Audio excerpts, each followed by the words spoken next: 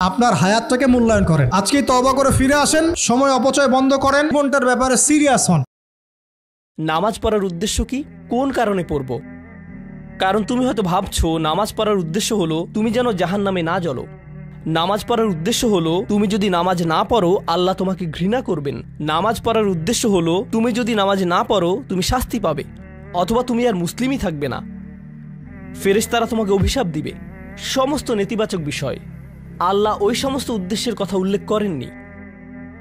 নেতিবাচক কিছু থেকে মুক্তি পাওয়া নামাজের মূল উদ্দেশ্য নয়। নামাজের মূল উদ্দেশ্য হলো ইতিবাচক কিছুর দিকে ছুটে চলা। এটাই নামাজের উদ্দেশ্য। এমন দুই ছাত্রের মধ্যে পার্থক্য যেন একজন লেখাপড়া করে যেন সে ফেল না করে, আর অন্যজন লেখাপড়া করে কারণ সে ওই সাবজেক্টটা পড়তে ভালোবাসে। একজন ছাত্র পড়ালেখা করছে পজিটিভ কিছুর জন্য, আর অন্যজন পড়ালেখা করছে কারণ সে এমন কিছু থেকে বাঁচতে চাচ্ছে যা নেগেটিভ। একজন কর্মচারী তার চাকরিটাকে দারুণ ভালোবাসে, আর অন্য একজন কর্মচারী শুধু চায় সে যেন চাকরিটা না হারায়। তারা একই চাকরি করছে, একেবারে অভিন্ন চাকরি, কিন্তু একজন চাকরিটা করতে পেরে কি যে খুশি, কত যে আনন্দ তার, আর অন্যজন খুবই হতাশ, সবসময় মনমরা ভাব। কেন?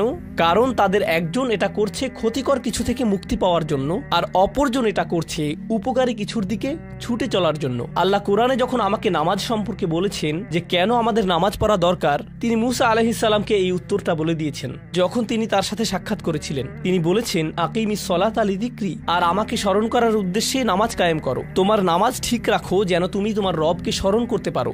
আমি তোমাকে ইতিমধ্যে বলেছি যে তোমার আমার সম্পর্কটা খুবই সীমিত, কিন্তু তোমার সাথে আল্লাহর সম্পর্কটা অনেক আগে থেকে শুরু হয়েছিল, আর তার সাথে তোমার এই সম্পর্কটা অনন্তকাল ধরে বলবৎ থাকবে। তাই সেই সম্পর্কটির কথা স্মরণে আনা আবশ্যক, কারণ ভালো যত কিছু তোমার কাছে আসে তা আসে ওই সম্পর্কটা থেকেই। সামান্য কিছু ভালো জিনিস তোমার বাবার কাছ থেকে আসে, কিছু কিছু ভালো জিনিস, কিন্তু সকল ভালো জিনিস যা তোমার কাছে আসে তা আসে একমাত্র ওই সম্পর্কটির কারণে। যদি তুমি চাও সকল উপকারী জিনিস তোমার জীবনে অবস্থান করুক, তখন তোমাকে অবশ্যই তার কথা স্মরণ করতে হবে যার নিকট থেকে সকল কল্যাণের আগমন ঘটে, যার নিকট থেকে সকল নিয়ামতের আগমন ঘটে, সকল রিজিকের আগমন ঘটে, সকল হেদায়েতের আগমন ঘটে। আর তাই আল্লাহ বলছেন সর্বোত্তম যে উপায়ে তুমি এটা করবে তা হলো নামাজের মাধ্যমে তুমি আমাকে স্মরণ করবে। এজন্যই তোমার নামাজ পড়া দরকার।